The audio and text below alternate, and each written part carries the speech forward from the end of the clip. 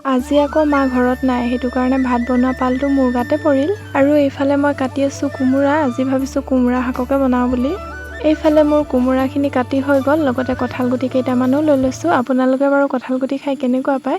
মোৰ পিছে কঁঠালতকৈ কঁঠাল গুটি খাইহে বেছি ভাল লাগে দেই। কোমোৰা, কঁঠাল গুটি আৰু দাইলখিনি কেৰাহীটোত বহাই দিলোঁ।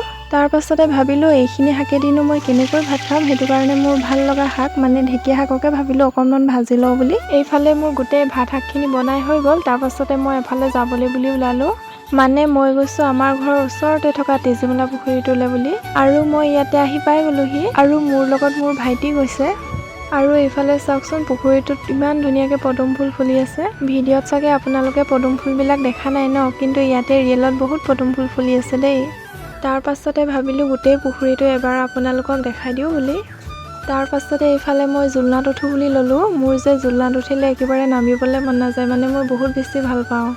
অকণমান সময় থকাৰ পাছতে আমি ঘৰলৈ বুলি আহিলোঁ। আৰু এইফালে চাওকচোন, গধূলিয়ে হৈ গ'ল আৰু ঘৰত আহি পাইছিলোঁহে। চাওকচোন, আকাশখন একেবাৰে ক'লা কৰি আনিছে। আজি চাগে বৰষুণে দিব। আৰু আজিৰ মিনি ব্লগটি মানে আকৌ নেক্সট মিনি ব্লগত আপোনালোকক সকলোকে লগ পাম। বাই।